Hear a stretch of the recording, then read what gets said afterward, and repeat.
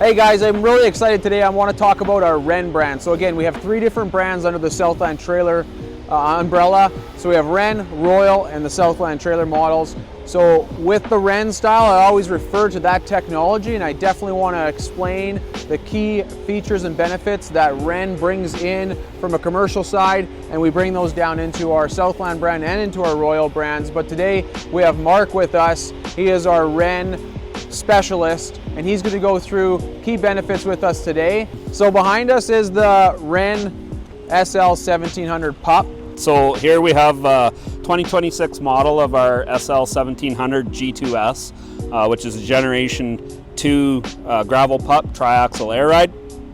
It's a single wall gravel pup that's kind of been gaining some market traction for us, and we're happy to profile it and look through it. So starting here, we partner with vendors that are very supportive to us and have a lot of industry experience, and makes our jobs a lot easier. So here we have a SAF Holland. It's a Pintelai here, yeah. that we use, that is a connection point for all gravel trucks in the industry. It's a swivel, and it's also replaceable, so if it gets worn, you just pull the shed plate off. Comes off, yeah. And you replace the Pintelai. And there's bushings in there that absorb the weight as well, so it's not as shocking when there's forward action. Okay. Nice. We have hydraulic line, a single hose hydraulic line that operates. This one here, yeah. Yeah, operates our telescoping hoist.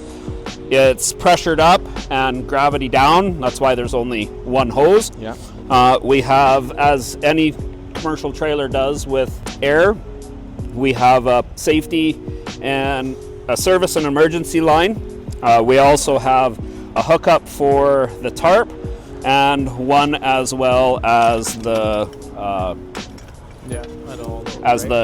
gate trip and the dump as well. So you can wire these into your truck directly. We also have manual overrides that you can access here. We'll talk about that as we go back. And so the air with your glad hands connects up. That's obviously running your brake system. That's right. Okay. Yeah. It runs air brakes. That's the only air functioning on this is the air brakes. Okay. As the hoist operates by hydraulics. Actually, the gate cylinder works on air as well. So this service side will supply that. Right. Moving back on the neck, we have a shedding top beam. So gravel falls off to the side. Okay, sweet. As we continue back up. So the reason for the neck the way it is, this longer reach, is so gravel trucks have to jackknife into offload. So if this reach comes out, there's potential to make contact with the rear tires. So that's why the shape of this tongue is the way it is. We have our hydraulic and air and electrical lines are neatly ran through up the side. Everything's tied off, clean, accessible, and if you need to change something, it's very open and easy to get at. But it's tucked away to be protected from gravel and debris. Nice elevator bolts, nice rubber clamps and things like that. Yep, nothing that's going to pinch it or... Yeah, the P-clamps are just loose enough where things can move, but not too tight where it will pinch the line. 12,000 pound? 12,000 pound ram sidewind dolly leg. It's got a spring load, so you can easily pull the pin here and the leg will automatically retract. Yep. We've mounted it on the inside of the frame. Again, what I was talking about, if a truck swings back, the theory is that they're not going to hit the jack. We've got kind of the main point to the box going up and down is the telescopic hoist. Again, partnering with vendors that we believe and trust in. Here we have a Male Hot G3 series. It's a 160, which is a 160-inch stroke. So one thing we definitely want to point out here, so telescopic hoist, obviously used in this application. We have a scissor hoist used in our heavy-duty dump trailers, so in our Southland brand. And underneath every one of those is a scissor hoist. It works fantastic in that application for that style of weight, anything from that 10,000 to 25,000 pound range. The scissor hoist can no problem take that, lift it up, easily power up, power down, as opposed to when you get into this style of weight. This is hauling anything from 30,000 up to 40,000 pounds. The telescopic hoist is a much better fit and a much better application to be used in these situations on a commercial series of units, right? Yep, that's right. And you have to be careful when you get these as high as they will go. Lateral movement is big, and so having the connection point up here with all that weight on it helps stabilize the trailer a little bit. When you're lesser weight, not as high, it's not as big of a deal. You're obviously going to have some maintenance and stuff like that with this. We have certain stickers and things like that that are going to tell you when to grease and when to do maintenance on your cylinders, but something to kind of watch out for. Yep, that's right. And again, like you pointed out, they have grease circs, and this size of hoist, there are bigger hoists, higher stages, but again, they're longer boxes. They need to go taller, they need to have more stages. This is just the right fit for the dump angle and the length of the trailer. It's all a mathematical calculation. Here, this trailer is kind of, as you can see, the blue paint is a custom color. One of our customers was purchased from us through one of our dealers. This particular box was spec'd with diamond plate rock guard front. Just keeps the paint in better shape. You can ultimately change this if you want, if it gets worn, and it also looks pretty good too. Yeah, nice and shiny. We also have a manual tailgate control, so if you don't have it hooked up through your truck with the switch on the dash to trip your tailgate, you can come back here and trip your tailgate. Okay. So as I mentioned earlier, this is a G2S, which is our generation 2, which essentially means it's a single wall design made with 3/16 inch Hardox 450 material. It's a abrasion resistant wear plate, so it is made to withstand more impact and more rubbing from aggregate, rocks, whatever it is that you're hauling. And doing so, you can go with a single wall. It's a lot more sturdy and capable. So that's the overall design. It's still a square body interior. It has a formed floor up the sides about 10 inches, matching up with a single wall interior. Right, so again, taking that commercial technology, bringing it down from what we know in this industry into our heavy duty dump trailers and all of our dump trailer line on the Southland Trailers line. The single wall sidewall design, the same kind of concept into our walls on the dump trailers. And then underneath here, there's a whole sill design. So if we brought this box up, you'll see two sills running down the whole way for its strength and integrity. And again, taking that concept right down into the Southland Trailers dump trailer line and using that exact same technology that's tried, tested, and true in a commercial application hauling 30,000 pound plus, and then bringing that down into the dump trailers, it just is a perfect fit and works really well for us on that strength to weight ratio. In addition to that, we have fender flares. They're seamlessly welded all along. Gravel boxes are typically narrower, so to fit on a trailer chassis, we have to extend the fender flare out. We have 30-inch poly mud flaps front and rear. We have a tarp system on this. It's through, again, one of our trusted vendors, Mickles Tarps. This particular unit has spec'd both ways. It's a electric tarp and with a manual override, so if for some reason the electrical tarp fails, you have the option to switch it to manual, flip it up. It is a 22-ounce black mesh tarp, kind of the most standard in the industry for hauling gravel, aggregate, big rock, etc. A 12-inch board that adds to the wall height. So again, not everybody's perfect in their day-to-day. If an operator or something hits the wall, it damages the wood, easily replaceable. Yep. You put a new board in, off you go. As we move back down the trailer here, one thing I wanted to mention was the wall height.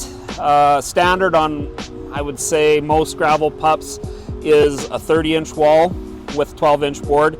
These walls come standard as a 34-inch wall. We don't offer a lower wall, but we've never had issue with someone needing it. We can also do a higher wall if required, but it seems like this height, 34 inches, kind of fits the industry. We're jumping over quickly just to show you the different configurations of the boxes that we do here. So Mark, jump into this box and showcase why this one's a little bit different than that. Essentially, all of our frames are the same. Okay. You can spec them with a spring ride or air ride. Here's an example of this customer chose all steel rims, right, as opposed to the aluminum. The biggest difference between this, which is our SL1700 G1S Generation 1 Gravel Pup box, is this is a two-piece wall design. So okay, as you can see, it's different from the G2. This has a corrugated outer wall. This is made of 10 gauge high tensile steel. On the inside is an insert, right, that, if you can imagine, would line down here. Yeah. The theory is that when rocks damage it and hit it from the inside, it eliminates the rock pits on the outside. Gotcha. So that's the big difference. This is a more traditional, conventional box that most gravel haulers would choose. The single wall is good for its application. A new design, lots of people like it, but there's still a big market for this box. Floor is the exact same profile as what we have on the G2 model, just a two-piece wall design. Yeah. Corrugated outer wall with a AR 200 3/16 inch insert. Again, abrasion resistance, not as strong as the G2S or impact resistant, but it still has that characteristic of abrasion resistant, and being a two-piece, you don't necessarily need the AR 450 or whatever you choose. Right, so you can kind of dress these things up any way you really like. Yep. Obviously we got some standards that we have to still follow, but yeah, overall, that's right. Customers, again, on this model, we can get a 30-inch or a 34-inch wall. Right. Typically, this one here is spec'd with a 30-inch wall. That's our standard. These have been around, and Renn has been building them since the mid-90s, and you still see them back from those days on the road. So, real good test to how durable and trusted Renn is in the gravel industry. A ladder. We've got a bolt-on folding ladder. Again, if you're using these every day and you need to get in to make sure your load's gone, or if there's some issue you need to check out, it's nice to have something that's accessible and easy to use. And so we kind of just recently started adding this, and we feel that it's going to be a big benefit to the operators. So you can climb right on up and look. We also have a small step inside, so it's one to get in, it's two to try and get out. So the step inside makes it a lot easier for that. Wheels, we have, you could kind of get spec'd any tire you want. Standard we offer is a Rodex. It's a good gravel tire for the industry. Aluminum rims, you can get steel, aluminum, steel, and aluminum, whichever you like. And one thing I want to ask on that, obviously aluminum tires are shiny, they bling, they look good, but at the same time their weight savings is right, you know, so the strength to weight ratio, again, so upgrading to aluminum, not only does it look good, but it can then add more payload to you. That's right. You're going to make more money, right? Yeah, and that's why a lot of guys will choose them probably for the look, but that's an added bonus. Right. Is getting their less weight. So some guys do a combination of steel, aluminum and steel, both aluminum. Of course, there's a cost to go in all aluminum, but to some people it's worth it. They're easier upkeep, because a steel rim can sometimes rust. Right. Yeah, and you're saying you sometimes do a steel wheel on the inside. Yeah. Because obviously it's a dual. Yeah, and in fact, this one does have steel aluminum. Steel aluminum configuration. Okay. That's right. Yeah. Axles, before we get too far, they're 23,000 pound. Again, SAF Holland is the partner that we use for that. Right. They are a sealed hubcap, so the axles primarily now come in a semi-fluid grease, which is a lot lower maintenance. You don't have to check oil and replace oil, and just when you do your regular maintenance, you can check them if you like, but they're some manufacturers, and I believe even SAF Holland, they offer a 3 or 5 year wheel end. It's really nice. It's liquid when they're moving. Once the warmth gets to them, when they slow down, it's grease. Real neat technology. And if you've ever had a wheel seal go, it makes an absolute mess. If it's a teaspoon of oil, it looks ugly. Yeah. This way you don't have that problem. Coming back, I just wanted to double check. We got the ABS and an ABS light here. Just educate, what is that for? So ABS stands for anti-lock braking system. So if you apply the brakes just like on your vehicles, the trailer senses that and will create a non-skid environment, so you can control the trailer if it's icy out and needing. We have tailgate. This particular unit was spec'd with what we call containment latches. With the containment latches, you can get just the latches. It also comes with a P-style seal that's industrial adhered to the edge, outer edge. Yeah. This thing will hold water with it the way it is. So it's kind of containment seal on the back end. Yeah, you can haul water. If you're hauling livestock or animals or contaminated anything. Yes, it's not leaking out. There's certain rules and regulations that need to be followed when hauling that stuff. That's right. That's what a containment seal would do for you. Yep, and in oil and gas in particular, sometimes they haul contaminated soil, and these are the perfect trailer for that job because they're sealed tight, and it can go to the recycling or refuse facility and be taken care of properly there. In addition, we have spreader chains, so if you need to meter product coming out of the gate, you can set your spreader chains through these hooks. Again, they're all continuously welded for great strength and protect from rusting issues. You can meter the load coming out, whether it's this far or this far apart. Tailgate latches operated by either from the cab of the truck, if you have that pre-wired in, or the manual trip valve. The cylinder is located right there underneath the box, so accessible to change because sometimes they do go. Again, there's another solenoid there that you can also control it with if you have to. Hardocks we partner on with the single wall to create that strength and rigidity that we need. Anti-sail brackets on the front. Mud flap brackets, so you don't have your mud flap floating into your tire. Again, damages it. Here's a visual on our electric motor for the tarp. Again, provided to us by Mickles Industries. One thing I definitely want to touch on, it's a custom blue paint color. We get our paint from PPG. We'll dive into kind of why we do that and the process behind it. We'll blast the trailer. The whole trailer gets blasted, so it will accept the primer and the paint. We start with an epoxy primer. We layer that on. Once that's done and dried, we'll add the PPG top coat, which is a two-part process, and it just ends up coming out looking like this. We're quite happy with how it works, and it's durable, lasts quite a long time, and it also, PPG, if there is any issues, PPG has a great warranty.